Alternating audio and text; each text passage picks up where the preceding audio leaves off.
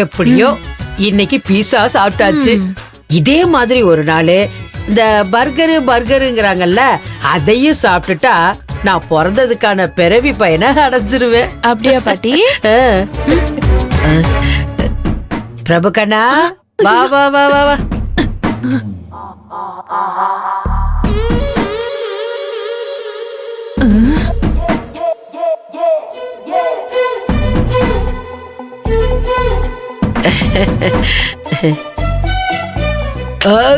என்ன பாட்டி, ஏப்பெல்லாம் பெருசா இருக்கு, சாப்பிட்டியா?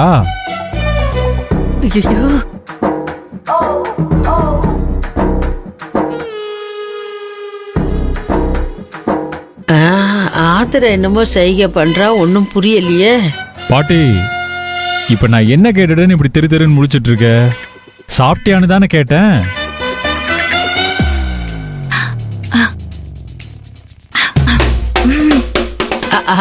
சாப்பிட்டியான்னு கேட்டியா பிரபு கண்ணா? நீ வேற எதையோ கேக்குறியோன்னு நினைச்சேன்.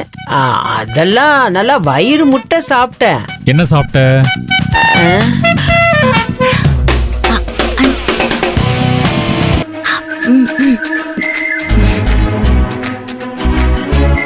சொல்லுங்க. ஆதர இன்னைக்கு சூப்பரா சாம்பார் வச்சிருந்தா. முருங்கைக்காய் சாம்பார் ஏக அமர்க்கலாம். நல்லா வளைச்சு கட்டி வெளுத்து வாங்கிட்டேன். சுத்தம். என்ன இவ தலையில கைய வச்சுட்டா, சொதப்பிட்டமோ?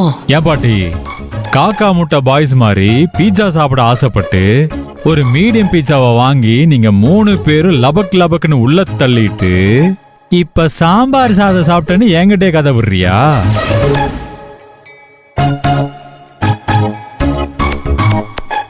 ஏன் பாட்டி, நீ பீட்சா சாப்பிட ஆசைப்பட்டேன்னு என்கிட்ட ஒரு வார்த்தை கேட்டிருந்தேனா நான் வாங்கி தராம இருந்திருப்பானா?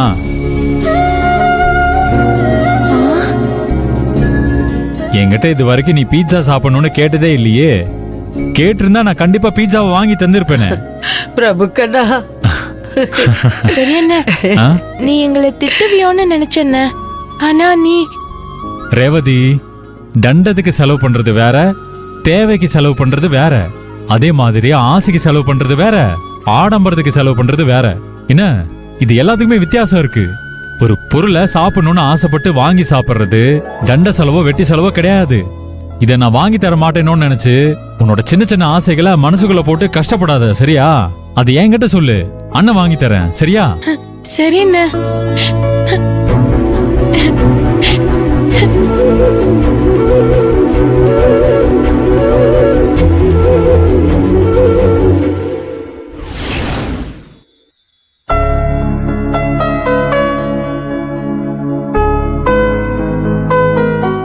ஏங்க, என்ன யோசனை பண்ணிட்டு இருக்கீங்க? அதுல இன்னைக்கும் ஏசி வாங்கி மாட்டலனா அந்த பொண்ணு நம்ம ரூம்ல தூங்குன்னு சொல்லும்ல. அப்படி சொன்னானா நம்ம 2 பேரும் நேத்து மாதிரி வெளியில கட்டில தான் படுத்து தூங்கணும். வெளியில கொசு ஓவரா இருக்கு.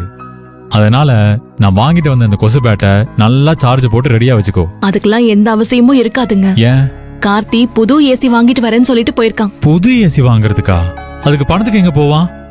குறைஞ்சது 30,000 ஆகும்ல. 30,000 மொத்தமா கொடுத்து ஏசி வாங்கலங்க. இப்போதைக்கு இனிஷியலா ஒரு அமௌண்ட்டை கட்டிட்டு பேலன்ஸ் மாசம் மாசம் இஎம்ஐயா கட்டுற மாதிரி வாங்க போறான். என்ன என்ன அப்படி உத்து பாக்குறீங்க? இல்ல, மறைக்காம நீ என்கிட்ட ஒரு உண்மையை சொல்லணும், சரியா? என்னங்க? இல்ல, நிஜமாவே கார்த்தி தான் இஎம்ஐல ஏசி வாங்குறானா இல்ல நீ எதுவும் வாங்கி தர போறியா? என்ன ஆதுர, கேட்டது முறைச்சு பாக்குற? உண்மையை சொல்லு, பரவாயில்ல.